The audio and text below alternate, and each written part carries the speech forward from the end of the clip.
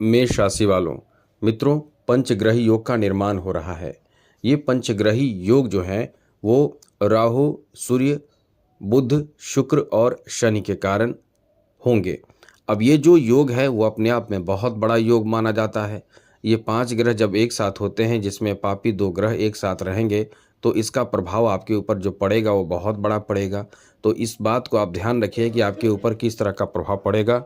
ऐसे समय में यानी 29 मार्च से लेकर 13 अप्रैल के बीच तक आपको क्या करना चाहिए, क्या नहीं करनी चाहिए, किन सब बातों का ध्यान रखना चाहिए, इस वीडियो में हम आपको विस्तार से बताने की कोशिश करेंगे। क्योंकि मित्रों, ये जो पंचग्रही योग जो बन रहा है वो कोई बहुत अच्छा योग भी नहीं है और बहुत बड़ा नुकसान भी नहीं देगा। लेकिन आप यदि अपने डिसीजन गलत लेंगे या कुछ ऐसी बातों का ध्यान नहीं रखेंगे जो इस वीडियो में हम बताएंगे, तो आपको नुकसान भी हो सकता है। तो ये ध्यान रखिएगा, वीडियो पूरा देखिएगा, अंत तक देखिएगा। और यदि आप इस चैनल पर पहली बार आए हैं और चाहते हैं कि डेली आपको नवीन जानकारी मिलता रहे, आपके राशि के बारे में अच्छी अच्छी जानकारी, ज़रूरी जानकारी आपको मिलता रहे, कौन से ग्रह कब किस अवस्था में आकर किस तरह का प्रभाव आपको दे रहे हैं, सारी जानकारी आपको मिलता रहे, तो चैनल को सब्सक्राइब ज़रूर कर लीजिएगा, ये बात ध्यान रखिएगा। तो चलिए आपको हम विस्तार से बताने की कोशिश करते हैं। मित्रों, ये 5 ग्रह जो हैं वो हैं सूर्य, बुध, शुक्र, शनि और राहु। इन ग्रहों का क्या प्रभाव रहेगा 13 अप्रैल तक, क्योंकि ये साथ रहेंगे 13 अप्रैल तक। उसके बाद शुक्र अपना स्थान बदल लेंगे। तो मित्रों, इससे आपको सबसे पहले हमने बताया था कि ये जो समय रहेगा, इस समय आपके द्वादश भाव में पिशाच योग बनेगा। यह पिशाच योग बहुत ज़्यादा अच्छा नहीं माना जाता है, तो ये तो 50 दिनों तक का सफ़र तय करेगा। तो ऐसे मित्रों, आपको किन बातों का ध्यान रखना है, चलिए आपको बताते हैं विस्तार से। तो सबसे पहले तो इस समय एक बात ध्यान रखना है कि कोई भी आप यदि किसी भी बिजनेस हो, चाहे व्यापार हो, चाहे जॉब हो, चाहे कोई भी घरेलू मैटर हो, कोई भी ऐसे कार्य हो जिसमें आपको खुद से बड़े डिसीजन नहीं लेना है, खुद से डिसीजन नहीं लेना है। ये डिसीजन आपके परेशानी का कारण बन सकता है। आपको जो भी काम करना है, मिलजुल कर अपने फैमिली के सपोर्ट लेकर, सहयोग लेकर कार्य करें, या जिसके साथ जैसे बिजनेस पार्टनर है, बिजनेस कर रहे हैं, व्यापार कर रहे हैं, तो बिजनेस पार्टनर के साथ मिलकर बातें करें, उनसे समझें, उसके बाद ही आगे बढ़ें। क्योंकि ऐसे में मित्रों ये आपकी परेशानी का बड़ा कारण बन सकता है, इसलिए इस बात का ध्यान आप ज़रूर रखिएगा। आगे बात करें तो मित्रों, ये जो समय रहेगा, इस समय राहु, शनि और सूर्य एक साथ रहेंगे। सूर्य और शनि एक साथ रहेंगे तो कोई भी सरकारी क्षेत्र से जुड़े हुए कार्य में बड़े बाधा उत्पन्न हो सकता है, या आप कोई भी ऐसे सामाजिक कार्य करेंगे, उन कार्यों में कहीं ना कहीं आपको व्यवधान, रुकावट देखने को मिलेगा, या डिले हो सकता है। थोड़ा नहीं, एक लंबा डिले हो सकता है, या कभी कभी कार्य में बाधा ऐसा उत्पन्न होगा जैसे कि आपके कार्य को निगलेक्ट कर दिया जाए, ऐसा भी हो सकता है। तो उसमें आपको एकदम से टूट नहीं जाना है, क्योंकि ये जो समय रहेगा वो ग्रहों का चाल ही ऐसा रहेगा जिससे आपको इस तरह की स्थिति झेलनी पड़ सकती है।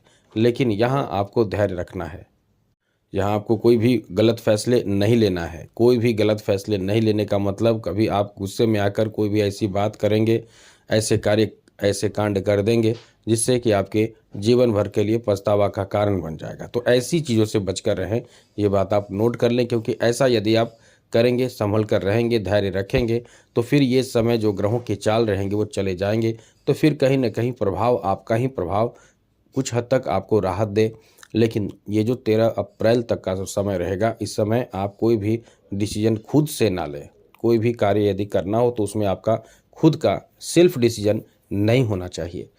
क्योंकि शुक्र और राहु, शनि, बुध और सूर्य, ये सभी ग्रह 13 अप्रैल तक एक साथ रहेंगे। अब ऐसे में राहु तो आपको भ्रमित करेगा, कोई भी छोटे से बड़े कार्य में आपको ऐसा प्रतीत होगा कि ये तो बहुत ही आसान काम है, जबकि वो कठिन काम भी होगा। और वैसे इस समय आपको बता दें कि आपके खर्चे भी बहुत ज़्यादा बढ़े रहेंगे। जी हाँ मित्रों, सबसे बड़ी बात ये रहेगी कि आप धैर्य नहीं रखेंगे तो आप सभी जो ग्रह हैं ये आपके द्वादश भाव में ही रहेंगे। राहु द्वादश भाव में, शनि द्वादश भाव में, शुक्र द्वादश भाव में, बुध द्वादश भाव में, सूर्य द्वादश भाव में। तो सबसे ज़्यादा आपके ऊपर जो प्रभाव पड़ेगा वो आपके खर्च पर प्रभाव पड़ेगा। खर्च इतना ज़्यादा रहेगा कि आप तनाव में रहेंगे, टेंशन में रहेंगे, और यही खर्च आपको बहुत ज़्यादा परेशान भी करेगा।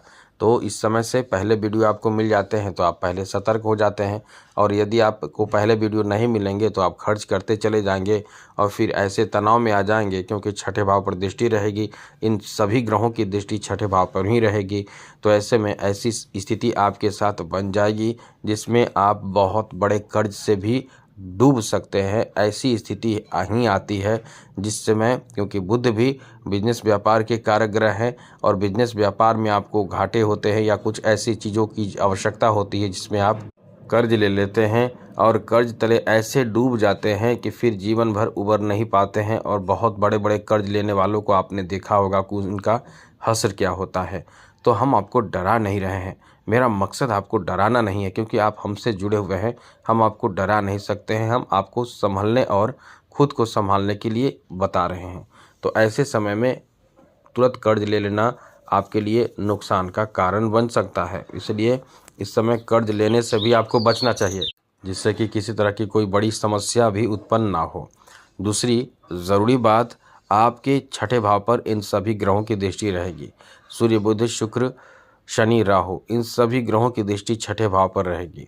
तो विशेष रूप से आपको अपने स्वास्थ्य का भी ध्यान रखना है, या कोई ऐसे रिस्की कार्य नहीं करना है जिसमें आपको चोट लगे, या इलेक्ट्रॉनिक चीज़ों को, जैसे इलेक्ट्रिक से संबंधित कोई कार्य कर रहे हैं तो करंट लगे, वाहन चला रहे हैं तो तेज़ वाहन नहीं चलाना है, रोड क्रॉस कर रहे हैं, या और भी कोई ऐसे कार्य जो हम आपको नहीं बता पा रहे हैं, लेकिन और भी ऐसे कार्य जो रिस्की हो, जिसमें आप फेयरलेस कार्य करना चाहते हैं। जी हाँ मित्रों, फेयरलेस कार्य करना चाहते हैं कि इसमें कोई डर नहीं है, ये मेरा क्या कर लेगा आदि ऐसी सोच के साथ, यानी बहुत ज़्यादा ओवर कॉन्फिडेंस में आकर किसी तरह के भी कार्य कर रहे हैं, तो वैसे जगह पे आपको राहु ओवर कॉन्फिडेंस देगा और वहाँ से आपको नुकसान करा सकता है। चोट ही लग जाए तो आपके पैसे फिर जहां आपने जमा किए हैं वो पैसे आप ही में खर्च होते चले जाएंगे। तो थोड़े से परेशानी भी होगी स्वास्थ्य से संबंधित, तो आप इसे इग्नोर करेंगे, फिर बाद में ये बड़े परेशानी होकर बड़े पैसे खर्च कराएगा।